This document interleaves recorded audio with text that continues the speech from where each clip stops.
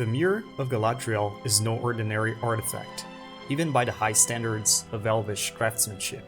Its mystical water can reveal things of the past, the present, and what may become of the future. During the Fellowship of the Ring's refuge in Lothlorien, Frodo of the Shire is given the opportunity to look into the mirror, only to witness the dreadful events which will come to pass should he fail his quest to destroy the One Ring of Power. The Fellowship must depart, however, since evil never rests, and continue on its ill-fated journey. And whilst the Mirror of Galadriel stays in Lorien, in time the Ring-bearer will come to have another mirror held up to him at all times.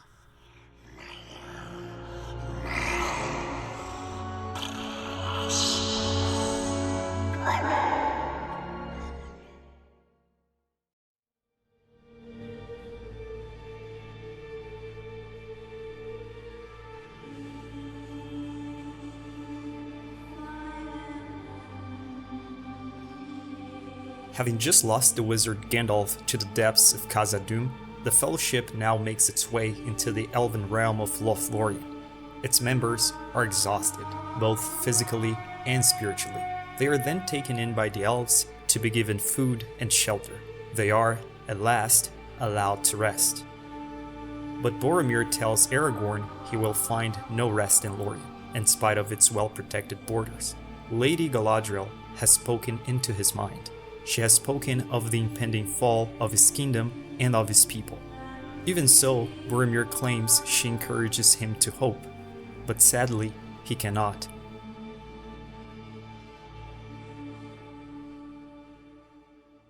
Boromir is not the only one to be confronted with the truth, however, for the Ring-bearer is soon to be presented with haunting revelations of betrayal, for there will come a time when he can no longer trust the very members of the Fellowship who swore to protect the quest. Solitude, for to bear the Ring of Power is to be alone, due to the ring's isolation of one's spirit, and fear of failure. For the Mirror of Galadriel reveals the dreadful events which will come to pass should the ring not be destroyed.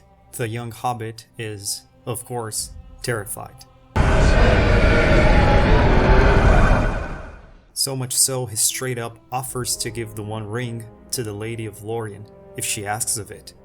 She is tempted, but resists.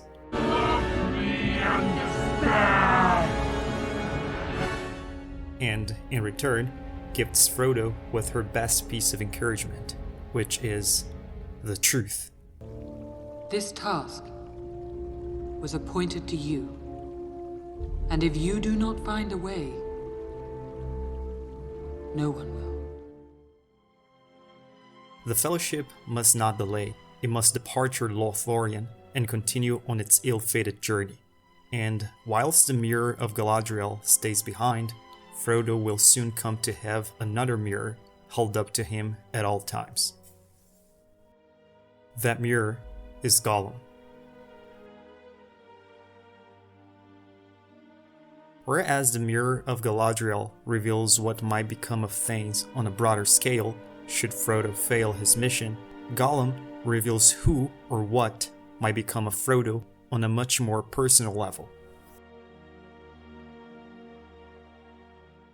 In the Two Towers, Sam questions Frodo on his willingness to help Gollum, or Sméagol in that case, to which Frodo responds, "Because I have to believe he can come back."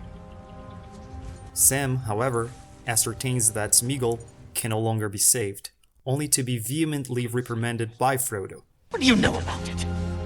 Nothing! Simply put, Sam, such as the rest of the Fellowship by extension, cannot comprehend what it is like to wrestle with the very evil of the One Ring from within the soul. And how could he? Sam is yet to have the misfortune to bear the ring himself.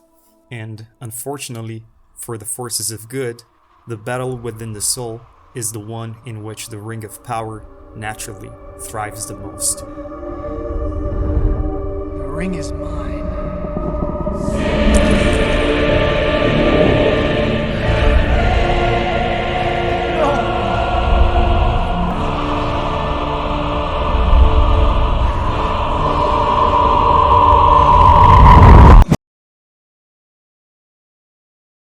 Thus, every time Frodo sees Sméagol, he has to desperately force himself into seeing the hope Boromir could not.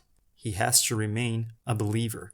For if Sméagol can come back from a miserable existence of lies and deceit, then perhaps Frodo will too. Regardless.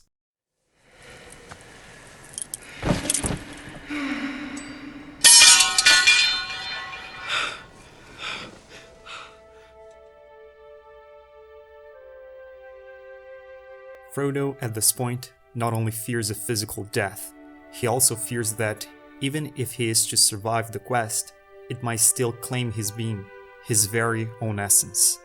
No wonder the theme of how can one pick up the threads of an old life, which means Frodo's return to the comfort of his old self after such a scarring experience, is the last to be dealt with when it comes to his resolution in Return of the King.